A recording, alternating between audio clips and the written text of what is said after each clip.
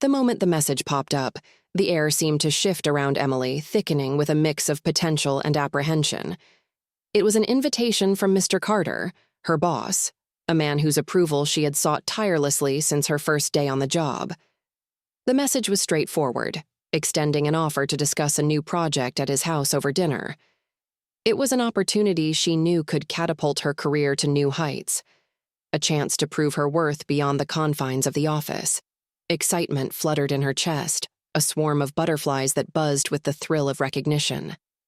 Being singled out by Mr. Carter, who was known for his discerning approach to mentorship and delegation, felt like a nod to her hard work and dedication. It was the kind of break she had been hoping for, a personal interaction that might lead to more responsibilities, more visibility in the company.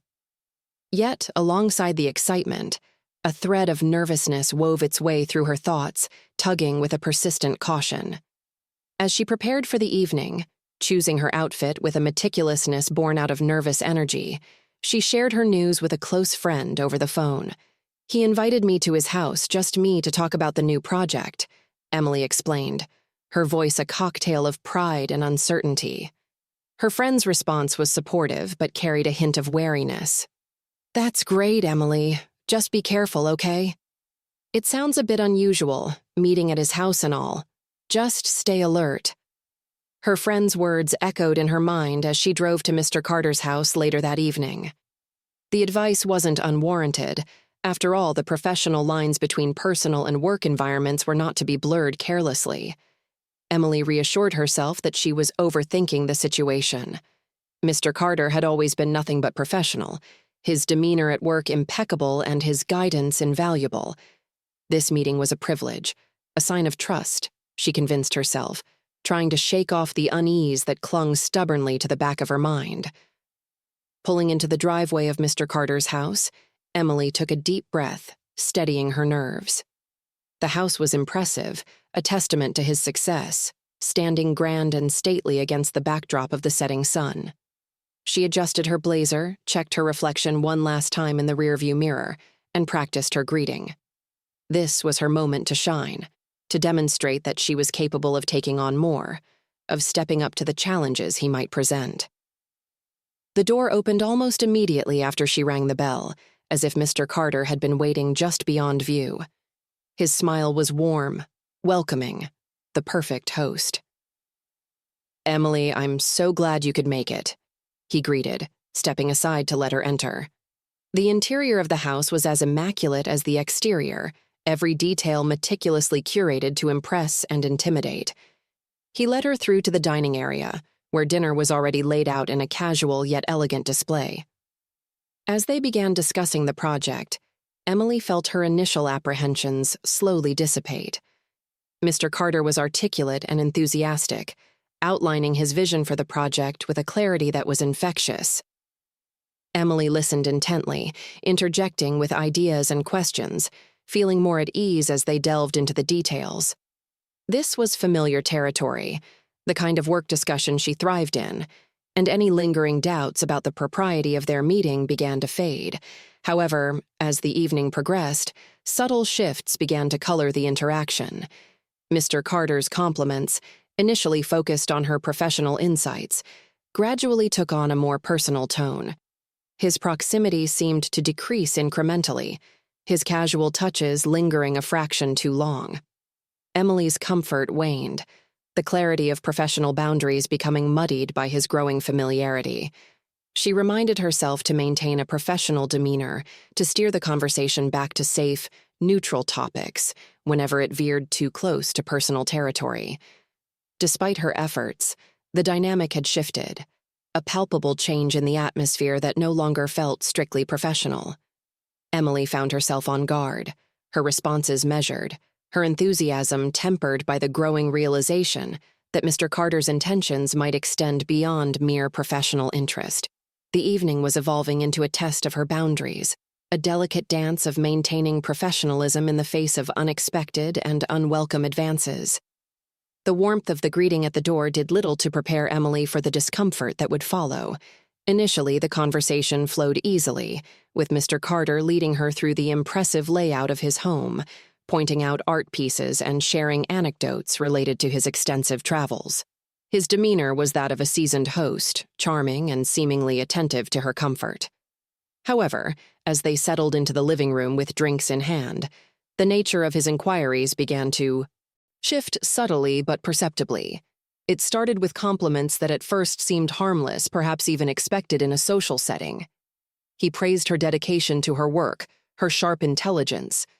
But soon, the comments turned more personal, remarking on her outfit, her smile. It was a slow progression, one that left Emily increasingly uneasy.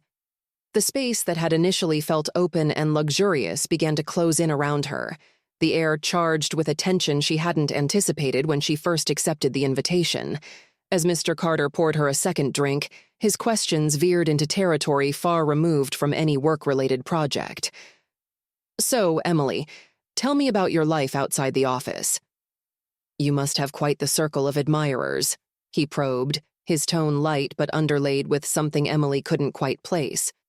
Her laugh in response was nervous, tinged with anxiety. She tried to redirect the conversation, mentioning a recent project milestone, but Mr. Carter seemed uninterested, his responses perfunctory. He moved closer under the guise of examining some detail on a nearby piece of artwork, his proximity unnecessary.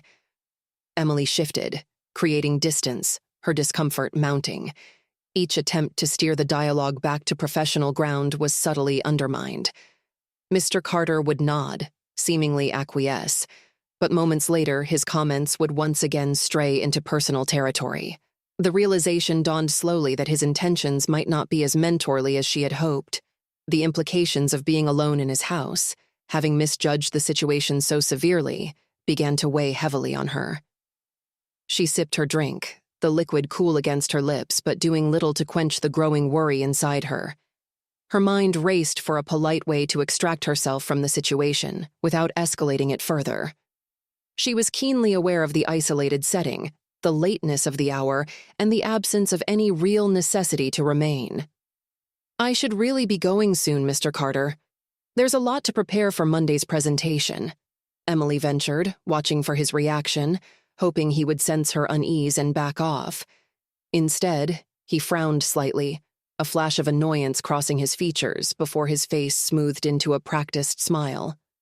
"Oh, come now, Emily. It's early yet," he countered smoothly.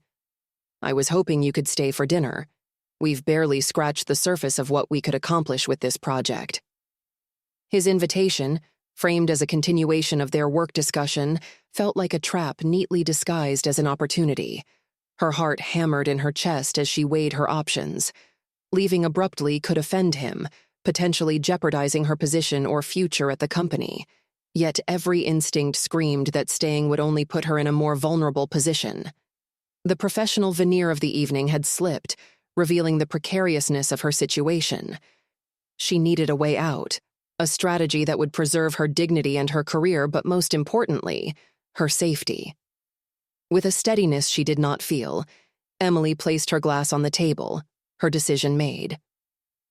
"I appreciate the hospitality, Mr. Carter, but I really must review my notes for this week. I want to ensure everything is perfect for the presentation," she said, injecting a firmness into her voice that brooked no argument.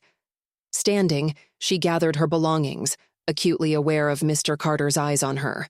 The walk to her car felt longer than it had earlier, each step fueled by a mix of relief and anger. She had come here under professional pretenses, only to find herself fending off advances that should never have been made.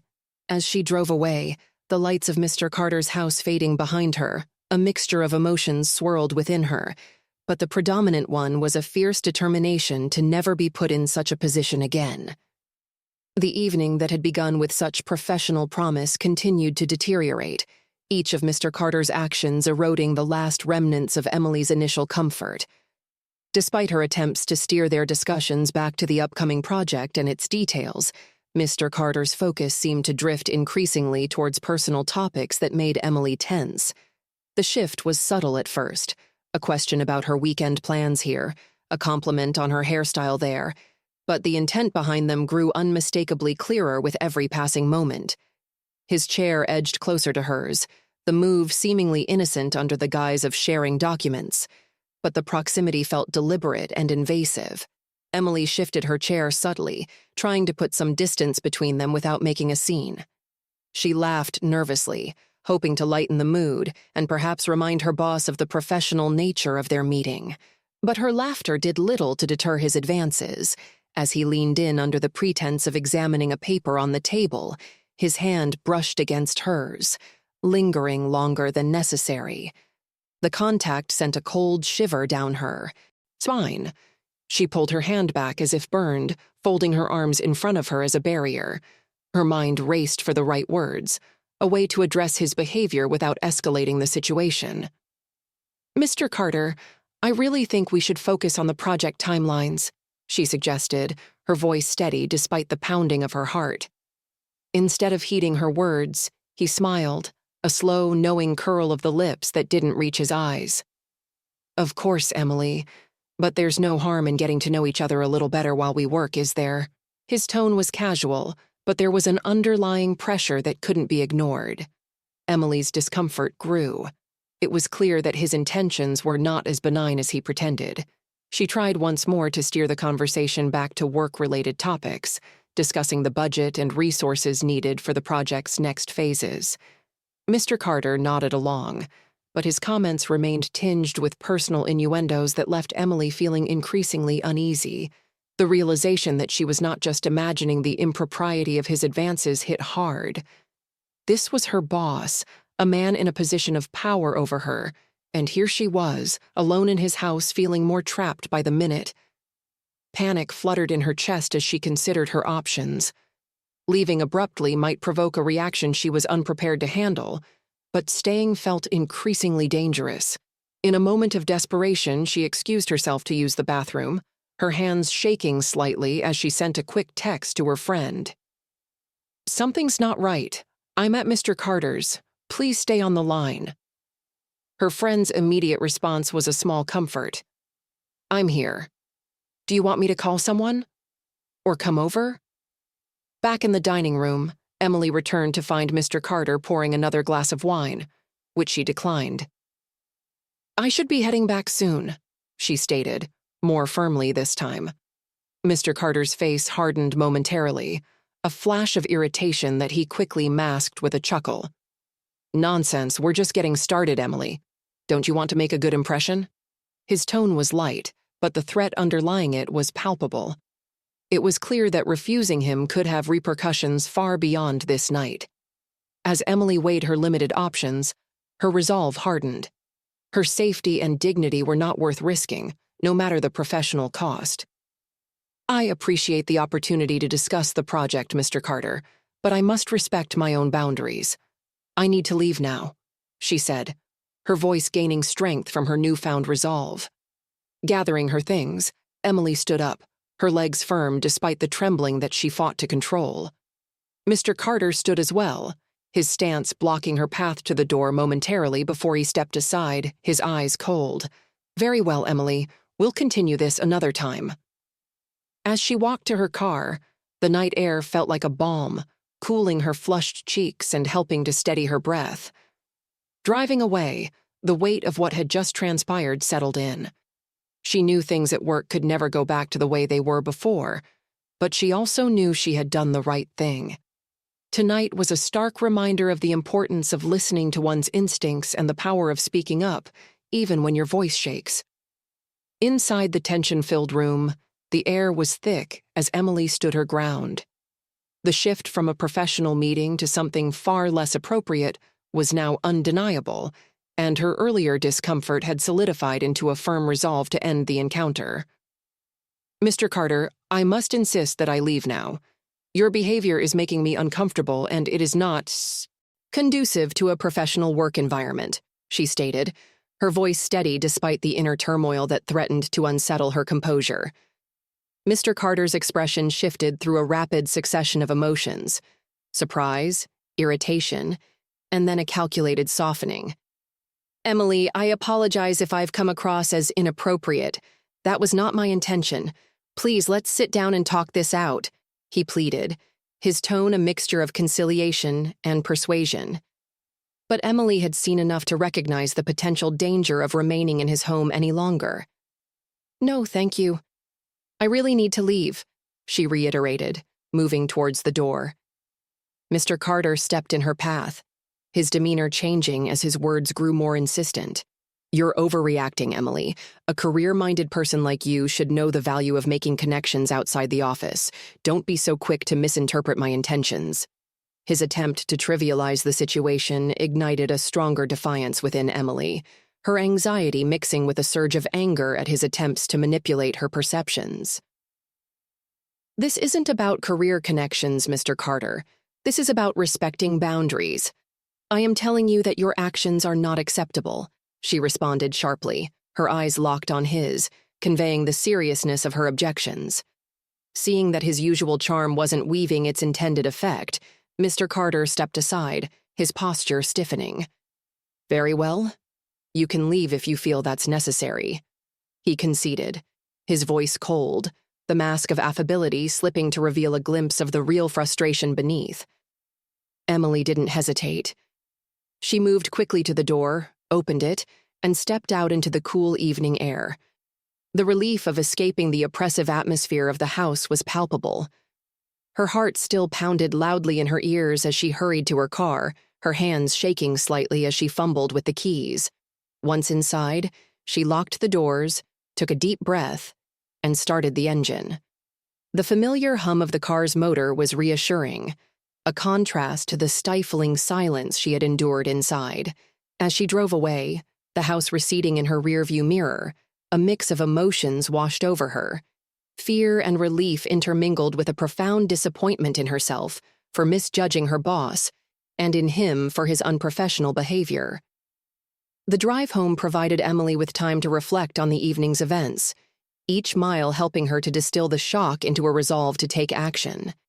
It was clear that what had transpired could not simply be brushed aside or forgotten. The experience underscored a valuable lesson about trust and intuition. Despite the professional facade Mr. Carter presented at work, his actions had revealed a different reality, one that Emily could not unsee. She realized the importance of listening to her instincts, those initial feelings of discomfort that she had tried to rationalize and dismiss. Emily understood that addressing what had happened was crucial, not just for her own peace of mind, but also to ensure that such behavior was not repeated with anyone else. The drive gave her the space to organize her thoughts and steel herself for the actions she would need to take the following day. Reporting Mr. Carter to Human Resources was not just an option, it was a responsibility. She could not, in good conscience, allow another person to be put in a similar position. Arriving home, Emily felt a renewed sense of purpose. Though the evening had been one of the most challenging experiences of her professional life, it had crystallized her commitment to maintaining a safe and respectful workplace. As she turned off the engine and sat in the quiet darkness of her car, she allowed herself a moment to feel the weight of the ordeal lift slightly. Tomorrow, she would face the consequences of her decision to speak up, but she would do so knowing that standing up for her principles was the only way forward. The drive back home was one filled with turmoil. Thoughts raced through her mind as the reality of the evening's events settled in. Once safely inside her home, she reached out to a trusted friend, her voice trembling as she recounted each detail. Her friend listened intently, providing a comforting anchor in the storm of emotions Emily was experiencing. The support was invaluable, a lifeline in the immediate aftermath that left her feeling less isolated with her burden. The following morning, with the support of her friend, and after a night of little sleep, Emily made the decision to report the incident. She carefully documented everything that had happened, from the initial invitation, which seemed innocent enough, to the progression of Mr. Carter's inappropriate behavior throughout the evening. With each word she wrote, she felt a mix of dread and empowerment. This was no simple complaint. It was a serious accusation against a man who held considerable power within the company. Yet, the need for accountability, for ensuring this wouldn't happen to someone else, fortified her resolve. Submitting the report to Human Resources was a significant step. It was an action filled with potential repercussions, but Emily knew it was the right thing to do. Human Resources took her claims seriously, initiating an immediate and confidential investigation. This process wasn't easy. It involved detailed interviews, revisiting uncomfortable memories, and a level of scrutiny that she found daunting. Throughout it all, she found strength in the support network that emerged around her, colleagues who shared their own stories and expressed gratitude for her courage, reinforcing her belief in her decision. The investigation led to Mr. Carter being put on administrative leave pending the outcome. The company's response was a testament to its stated commitment to a safe workplace, but for Emily, the resolution was bittersweet. She grappled with mixed emotions, from relief that her voice had been heard to anxiety about the future repercussions on her career. Would others see her as a troublemaker? Had she jeopardized her professional growth for this cause? These questions lingered, yet deep down, she felt a profound sense of pride for standing up for herself and potentially protecting others. Reflecting on the entire experience, Emily realized how much she had learned about herself and the importance of trusting her instincts. She had faced one of her greatest fears, confrontation with authority, and had emerged stronger. This ordeal sparked a newfound passion for advocacy on workplace safety issues, prompting her to volunteer for a committee dedicated to enhancing company policies on harassment. Her experience had transformed her, not just personally, but as a professional. As she engaged more with advocacy, Emily found that sharing her story empowered others to come forward with their own experiences. It created a ripple effect, encouraging a more open dialogue about workplace behavior and how to address it. Her involvement in these efforts brought a sense of purpose that transcended her own incident. It was about creating a safer, more respectful work environment for everyone. Emily's journey was one of transformation. From the vulnerable position of a victim of harassment, she had moved to a position of strength, becoming a voice for change within her workplace. Her advocacy not only helped to improve her company's policies, but also facilitated a deeper sense of community and support among her colleagues. She became a respected figure, known not only for her professional skills but also for her commitment to integrity and respect in the workplace. This experience, while fraught with challenges, taught her valuable lessons about the power of speaking up and the importance of standing firm in one's values. It reinforced the idea that change begins with the courage of one person to speak out, to refuse to be silent, and to demand the respect and safety that everyone deserves at their place of work. Emily's story became one of empowerment, a testament to the strength that comes from asserting one's rights and the positive change that can emerge from the most difficult situations.